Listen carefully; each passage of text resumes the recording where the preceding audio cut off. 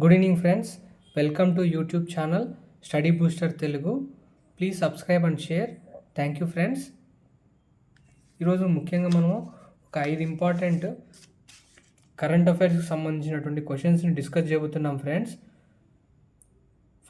First bit వచ్చేసి chief election commissioner గురించి friends. ఇది రీసెంట్గా నిన్నటి పేపర్లో కూడా మనకు వచ్చింది ఫ్రెండ్స్. ఈ తాజాగా సిఈసిగా నియమితులైన వ్యక్తి ఎవరు? జ్ఞానేష్ కుమార్. సిఈసిగా ఇతను 2029 జనవరి 26 వరకు ఉండనున్నారు ఫ్రెండ్స్. ఇతని యొక్క పర్యవేక్షణలోనే మనం 2025లో బీహార్ ఎన్నికల్ని, 2026లో తమిళనాడు పుదుచ్చేరి అసెంబ్లీ ఎన్నికలను జరుపుకోబోతున్నాం ఫ్రెండ్స్. రెండవ బిట్, సముద్రయాన్ ప్రాజెక్టులో భాగంగా ఎన్ఐఓటి అంటే national institute of ocean technology తాజాగా ఏ జలాంతర్గామిని విజయవంతంగా ప్రయోగించింది? అంటే జలాంతర్గామి అంటే సబ్మరైన్ ఫ్రెండ్స్. ఈ సబ్మరైన్ని రీసెంట్గా మత్స్య 6000 అనే సబ్మరైన్ని ఈ నేషనల్ ఇన్స్టిట్యూట్ ఆఫ్ టెక్నాలజీ వాళ్ళు సముద్రయాన్ ప్రాజెక్టులో భాగంగా ప్రయోగించారు ఫ్రెండ్స్. ఇది విజయవంతమైంది ఫ్రెండ్స్. ఇక్కడ చెన్నై సమీపంలో కాటుపల్లి పోర్టులో ఉన్నటువంటి ఎల్ఎన్టీ ఫిష్ బిల్డింగ్ ఫెసిలిటీలో 500 మీటర్ల లోతులో దీన్ని వీక్షించినారు ఫ్రెండ్స్. విజయవంతంగా తెలిసింది మనకి. మూడో బిట్టు, ఇటీవల ఏ దేశంలో వృద్ధులను పర్యాటక ప్రాంతాల్లో తిప్పడం కోసం వృద్ధులకు సకల సౌకర్యంలో సిల్వర్ ట్రైన్స్ ప్రారంభించాలని నిర్ణయించింది? ఏ దేశము వృద్ధులకు సిల్వర్ ట్రైన్స్ని ప్రారంభించాలని చెప్పి నిర్ణయించింది అంటే చైనా దేశం ఫ్రెండ్స్.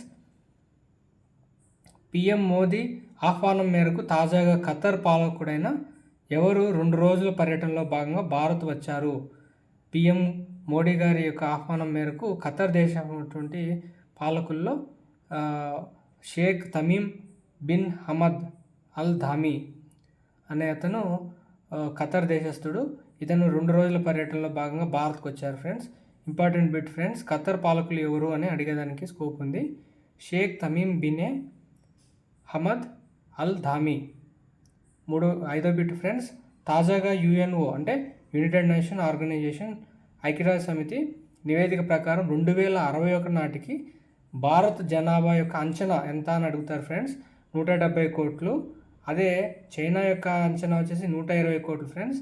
భారత్కి చైనాకి చాలా డిఫరెన్స్ వచ్చేదానికి ఈ తేడాలు చాలా ఎక్కువ ఉన్నట్టు మనకు చూపించారు ఫ్రెండ్స్ ఈ నివేదికలో.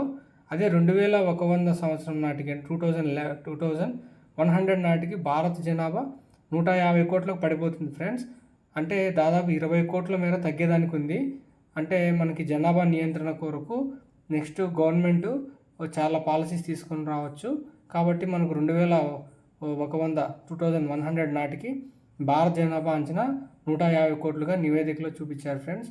అదే చైనాకు వచ్చేసి 2100 నాటికి చైనా జనాభా 63 కోట్లకు తగ్గుతుంది అని చెప్పేసి యుఎన్ఓ అంచనా వేసింది ఫ్రెండ్స్.